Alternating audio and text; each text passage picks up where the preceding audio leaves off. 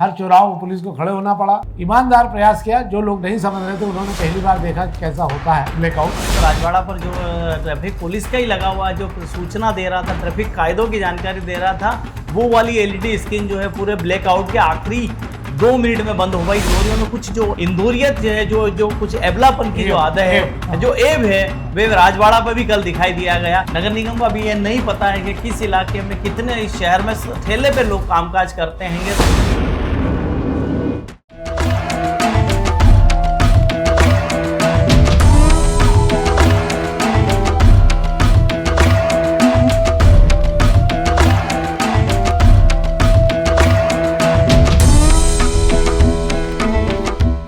नमस्कार, शाम के अखबारों की चर्चा चाय के साथ।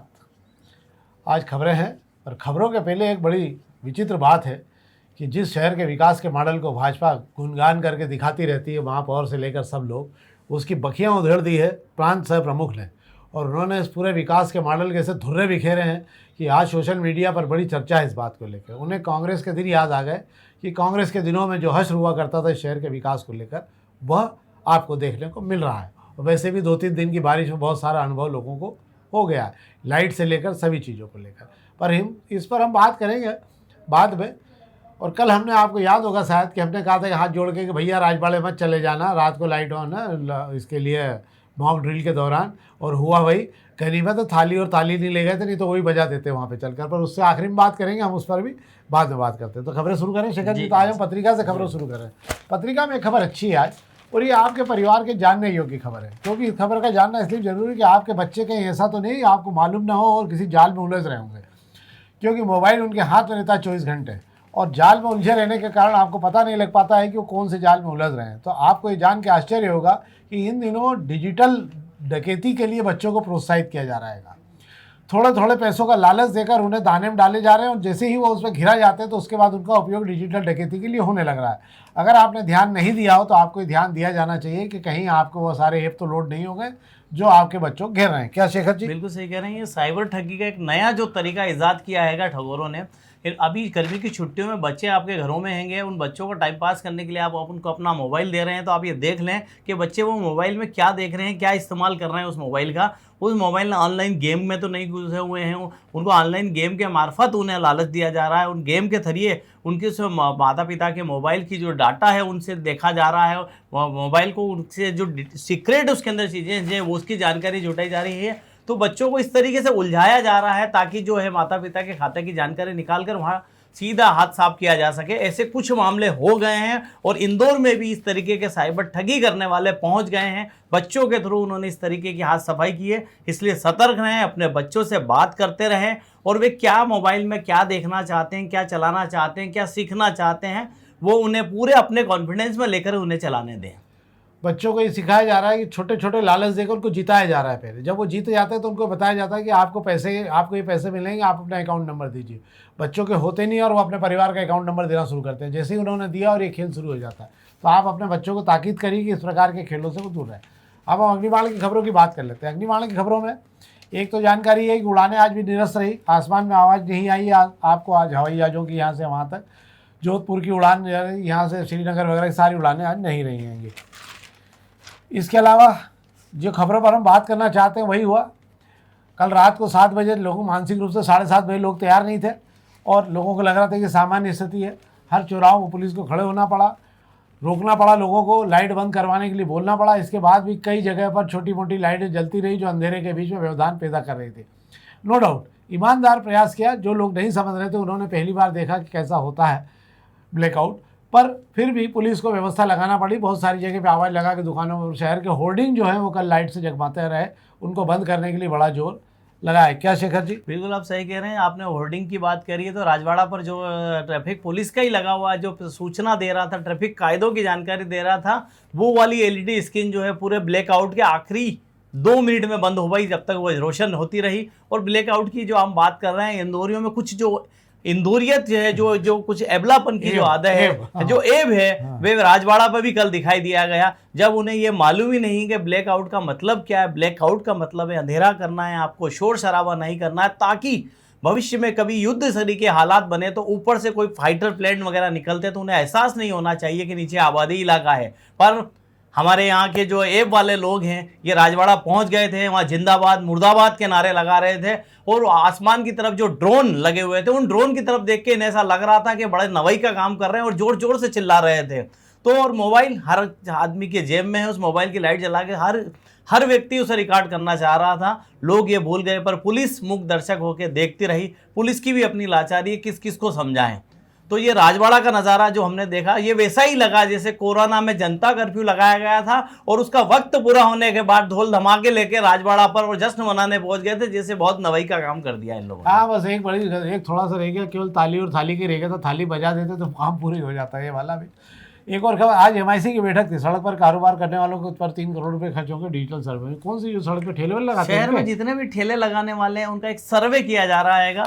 नगर निगम को अभी ये नहीं पता है कि किस इलाके में कितने इस शहर में ठेले पे लोग कामकाज करते हैंगे, सड़कों पे फुटपाथ पर खोमचों में बैठकर दुकानें लगाते हैंगे। हालांकि मैं बता दूं कि कोविड के बाद में, कोरोना के बाद में, जब कोरोना का दौर चला, लोगों के रोजगार छिन गए, रोजी रोटी छिन गई, छोटे छोटे जो नौकरी करने वालों की नौकरियां चली गई, उनको एक ही काम दिखा कि ठेला लें और दुकान लगाने जाए। हालांकि शहर से ठेलों को हटाने के लिए सड़क फुटपाथ पर बड़ी मुहिम भी चली और नगर निगम के पास इतने ठेले तोड़ दिए गए, यहाँ से लेकर टेचिंग ग्राउंड तक। उसके बावजूद इंदौर में ठेले पे काम करने वाले लोगों का घर उसी से चलता है। अब उनका एक सर्वे कराया जाएगा। मुझे लगता है सर्वे होना भी चाहिए ताकि इन लोगों को कहीं ना कहीं व्यवस्थित बिठाया जा सके, कराया जा सके। एक और खबर पर केवल मैं आपको जानकारी देता हूँ। MR10 पर फ्लाईओवर हो जाएगा 1 वे, मतलब वहाँ पर एक और फ्लाईओवर बनाया जा रहा है। दूसरा MR12 पर जो रेल लाइन हैगी उस पर जो है PWD जो बना रहा है उसको 3 लेन का बनाएगा। वहाँ 2 और फ्लाईओवर बन रहेंगे, एक का निर्माण IDA करेगा, जिस पर हमने बहुत पहले बात की थी आपसे। और ये दोनों 18 माह में बनकर तैयार हो जाएंगे। तो ये तो जानकारी थी जिसको अग्निबाण में से हमने आपको दी। अब हम प्रभात किरण की खबरों की बात कर लेते हैं। प्रभात किरण की खबरों में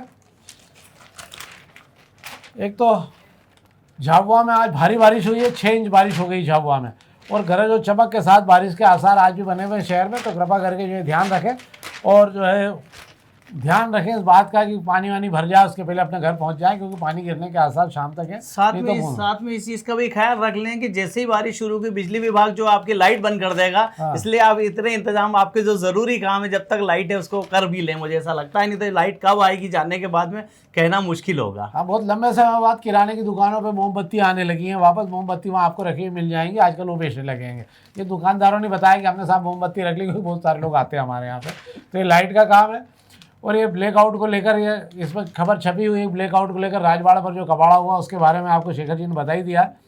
और भी कुछ है इसमें? बस बिल्कुल यही है, राजवाड़ा पर जैसे तैसे किया गया। हालांकि कई लोग समझदार हैं, उन लोगों ने खुद ने स्वेच्छा से अपने दुकानों की, घरों की लाइट बंद करी और जो 2 पहिया वाहन, 4 पहिया वाहन पे थे वो वहीं रुक गए और सड़क किनारे खड़े होकर ब्लैकआउट का एक नया अनुभव देखा। मुझे ऐसा लगता है इस शहर के 90% से ज़्यादा जो लोग हैं उन्होंने पहली बार ब्लैकआउट देखा होगा कि ब्लैकआउट एक्चुअल होता क्या है। 54 साल बाद इस शहर में ब्लैकआउट देखने को मिला है। पर फिर भी इस शहर के लोगों ने ईमानदारी से प्रयास किया। मुट्ठी भर लोग हर जगह गंदगी फैलाते हैं, यही मुट्ठी भर लोग जो है उत्साह के कारण जो है पूरे माहौल को ख़राब करते हैं। नहीं तो ये ईमानदार प्रयास बहुत अच्छा सफल होता। लोगों ने ईमानदारी से लाइट बंद की, दुकानदारों ने बहुत प्रयास किया और तमाम व्यापारियों ने ईमानदारी से लाइट बंद करके अपनी तरफ से साथ दिया है। ये एक अच्छी बात रही है इस शहर में। अब हम बात कर लेते हैं दोपहर की खबरों की। तो दोपहर की खबरों में आज मैं आपको वैसे ही बता दूं कि लाहौर में सुबह 3 धमाके हुए, तो उसके बाद 12 शहरों में और भी पाकिस्तान में धमाके हुए हैं और सब ड्रोन से हुए हैं। ड्रोन से धमाकों को लेकर वहाँ कोहराम मचा हुआ है। समझ नहीं आ रहा है कि ड्रोन कहाँ से आए। और कुछ कह रहे हैं कि इजराइल के ड्रोन थे। जो इजराइल के ड्रोन थे, भारत ने कोई हमले की जवाबदारी है, भारत ने कुछ कहा भी नहीं इस मामले में। दूसरा एक बड़ा मामला ये हो रहा है कि बलूचिस्तान में जो अलग बलूच देश बनाने को लेकर भिड़े हुए, तो उन्होंने भी, क्योंकि सेना पाकिस्तान ने उठा के बलूच की तरफ से उठा के भारत की तरफ बढ़ा दी, वहाँ बलूच पे सेना फ्री हो गई, तो उन्होंने सेना के खिलाफ वहाँ अभियान चालू कर दिया। तो आज एक बस भी उड़ा दी जिसमें 14-15 पाकिस्तानी सेना के जवान मारे गए हैं। इसके अलावा भारत ने अपनी पूरी तैयारी कर ली, क्योंकि अगले 48 घंटे में भारत को ये संकेत है कि अगले 48 घंटे में पाकिस्तान अपनी प्रतिक्रिया जवाबी रूप से देने की तैयारी कर रहा है। पर अब सबसे बड़ा सवाल उठता है कि हमारे तो आतंकवादी अड्डे ही नहीं, और पहले ही साफ हो चुका है कि आपको आबादी पे हमला करना नहीं, क्योंकि भारत ने कहीं आबादी पे हमला किया नहीं है। जहाँ पे किया है वो सारी जगह वो वाली थी पर जो बच्चा सीनात थी। इसके अंदर ये है कि मैं आपको बता दूं, पाकिस्तान इस तरह की कायराना हरकत कर रहा है और हिंदुस्तान से सटी जो बॉर्डर पे वहाँ पे जो है लगातार आम गोलीबारी कर लोगों रहा के है। ऊपर जो है गोलीबारी कर रहा है और इसमें कई लोगों की जानें भी गई है। 15 से ज़्यादा लोग उसमें अंदर जो है बेचारे मारे गए हैं इस गोलीबारी के अंदर, कई लोग घायल भी हैं। पर पाकिस्तान जो है कुछ करेगा ये माना जा रहा है, पर उसको लेकर भारत ने पूरी तैयारी कर रखी है। परमाणु हथियारों को भी हाई अलर्ट जारी कर दिया गया और युद्धपोत को सजा के रख दिया गया। अब पाकिस्तान ने अगर रिक्रिएट किया या रिएक्ट किया तो पाकिस्तान को इसके गंभीर परिणाम भोगना पड़ेंगे, क्योंकि पाकिस्तान में अभी कंधार हवाई में जो अपहरण वाला मामला था उसका एक मुखिया आरोपी मारा गया है। आज सोने को लेकर एक बड़ी खबर है दोपहर में ही कि सोना गिरवी रखकर 103% बढ़ गए हैं जिन्होंने गिरवी रखकर अपना घर चलाने के लिए छोटा छोटा जिनके पास सोना था उन लोगों ने बैंकों में गिरवी रखकर पैसा उठाया है। आपको आश्चर्य होगा कि ये तमाम लोग जिनके रोजगार कम हो रहे हैं ये सोना गिरवी रख के घर चलाने के लिए पैसा उठा रहे हैं और ये बढ़ के 103% हो गए। मतलब ये 2.5 लाख करोड़ रुपये से ज़्यादा का कर्ज उठा चुके हैं, छोटे छोटे कर्ज। इसमें से बहुत सारे लोग आने वाले समय में डिफाल्टर बनेंगे जो अपने पुराने सोने को रख के पैसा ले चुके हैं। और भारत ने फिर 25 टन सोना खरीदा है रिजर्व बैंक ने, ताकि जो है रिजर्व बैंक अब डॉलर से मुक्त होना चाहती है धीरे धीरे करके। इसको लेकर एक खबर पर आज ये सर्वे तो हो ही गया, आपने बता दिया है कि MIC की बैठक को लेकर। बाकी सब खबरें सामान्य हैं जो दूसरे अखबारों में भी है। बारिश ने पूरा मज़ा ख़राब कर दिया कूलर के कारोबार का और AC के कारोबार का। बुरी तरह से 4 दिन के अंदर कारोबार बुरी तरह से पिट गया है, क्योंकि अब 15-20 दिन के लिए कोई भी AC लेना नहीं चाहेगा, क्योंकि अगले आने वाले दिनों में टेम्परेचर कम है। बड़ा नुकसान हुआ है AC को लेकर, सब जगह पर कूलर और कारोबारी घर बैठ गए हैं जाकर। तो ये तो थी हमारी खबरें जिस पर हमने आपसे अखबारी खबरों पर बात की है। छाता कारोबारी बाहर आ गए हैं। छाता कारोबारी बाहर आ गए। वैसे मैंने कल आपसे कहा था कि कूलर लेने में कल्याण मिल रोड पे एक बोर्ड लगा है, कूलर लेने में 3 छाते फ्री मिलेंगे, आप चाहे तो ले जा सकते हैं वहाँ से। तो ये तो थी आज की हमारी अखबारी खबरें। आज हम जिस विषय पर बात करना चाहते हैं वो शहर के विकास के मॉडल को, जिसको दिखाकर लोग अपनी पीठ ठोक रहे हैं और बड़ी उपलब्धि बता रहे हैं कि शहर विकास की तरफ बढ़ रहा है। एक सर्वे के मुताबिक अगर आप मानेंगे तो ये लोग मानेंगे कि इस बार शहर की स्थिति को लेकर लोग संतुष्ट नहीं हैं और लोग ये मान रहे हैं कि कहीं ना कहीं महापौर कमज़ोर हो रहे हैं। और दूसरे कई कारण हो सकते हैं, इसके राजनीतिक कारण भी हो सकते हैं, क्योंकि भाजपा का एक बहुत बड़ा धड़ा जो है वो इस तमाम मामलों से अपनी दूरी बनाता है। पर यहाँ एक बड़ी बात ये हो गई है कि अपने RSS के राष्ट्रीय स्वयंसेवक के संघ के प्रांत स्वयं प्रमुख ने जो है पूरे शहर के विकास के मॉडल की बखियाँ उधेड़ के रख दी। इसके पहले ऐसा नहीं। कल परसों में आपको श्री कैलाश शर्मा जी जो पूर्व सभापति थे वो भी आपको पानी भरते हुए दिखे थे, और बहुत सारे लोग ऐसे हैं जो अपने घरों का पानी निकाल रहे थे पर बोल नहीं रहे थे। तो वे तमाम लोग जो है आज इस कवच के पीछे आ गए हैं और सोशल मीडिया पर ये ज़बरदस्त छाया हुआ है। क्या है शेखर जी पूरा? बिल्कुल आप सही कह रहे हैं कि आज संघ के विनय पिंगले जी ने कल शाम को एक जो पोस्ट की, उस पोस्ट ने इस शहर के सियासत में एक बड़ा भूचाल ला दिया है। उस पोस्ट पर उन्होंने इस शहर के विकास में, चाहे ट्रैफिक की बात कर लूँ, मैं बिजली विभाग की बात कर लूँ या मैं नगर निगम के कामों की बात कर लूँ, उस पर उन्होंने ऐसा करारा कटाक्ष किया है जिससे शहर के जो बुद्धिजीवी लोग हैं वे भी सहमत हैं और उस पर आज उस पोस्ट का समर्थन करते हुए खूब ज़बरदस्त लिख रहे हैं। अब इतना सब कुछ जो है संघ के एक बड़े पदाधिकारी को लिखने की ज़रूरत क्यों पड़ी, ये बड़ा विचारणीय सवाल है। इस पर मंथन करने की ज़रूरत है। जिस नगर निगम में 23 साल से भाजपा की परिषद है, इस मध्य प्रदेश में 20 से ज़्यादा साल से जो भाजपा की सरकार है, वहाँ पर इस तरीके के हालात बन रहे हैं। देश का सबसे साफ शहर में अगर शहर के पुराने लोग और शहर को समझने वाले लोग इस तरीके से लिखेंगे तो इस शहर में कितना काम हो रहा है इसकी पोल खोलता है। आपने बात करी कैलाश शर्मा जी की। कैलाश शर्मा जी नगर निगम में सभापति रहे, भारतीय जनता पार्टी के नगर अध्यक्ष रहे और वे जिस इलाके में रहते हैं वहाँ भारतीय जनता पार्टी के बड़े तुर्रम इस शहर को दिए हैंगे। ऐसे में उनके घर में सीवरेज का पानी घुस जाता है और वे खुद बाहर निकालते हुए दिखाई देते हैं। वीडियो जारी होता है, नगर निगम अगले दिन पहुंच जाती है। यही इंदौर हैगा जहां पर ताई को जो है महापौर से मिलने के लिए चिट्ठी लिखना पड़ती है कि महापौर आते नहीं है मिलने के। जब पहले चर्चा होती है ताई बोलती है कि आपके पास वक्त नहीं है, मैं खुद आ जाती हूं। तो मुझे लग रहा है कि शहर में अभी बीजेपी के लिए जो चीज़ें हो रही हैं वो कुछ ठीक नहीं हो रही है। बात कर रही है 2-3 दिन जो बारिश गिरी, इस बारिश ने यही सारी पोलें खोली है। बिजली विभाग पूरी तरह से फेल साबित हुआ है, नगर निगम के इससे जमल जमाव आया हैगा। और ट्रैफिक पुलिस की तो बात ही क्या करें जाए, ट्रैफिक पुलिस की भी काफ़ी किरकिरी होती है, शहर जो जाम में झूलता है रोज़। तो इस सारे चीज़ों को लेकर शहर के लोग बोलने लगे हैं अब, और सोशल मीडिया ऐसा प्लेटफॉर्म है जहां अपनी बात रखी जाती है। इसके पहले भी संघ के एक पदाधिकारी ने कई तरीके के सवाल खड़े किए थे। सही बात है। अगर हम लोगों को अगर दिक्कत हो रही है तो भाजपा के अगर लोग, तमाम संघ के लोग ये समझने लगे हैं कि शहर में अभी माहौल ठीक नहीं है, और लगातार ये हो रहा है कि आम आदमी जो है वो ये मानने लगा है कि नगर निगम काम ठीक नहीं कर पा रही। जहाँ रोडें खुद गई हैं वहाँ पे बहुत हालत ख़राब है और हर दिन अब ये शिकायतें बढ़ने लगी हैं।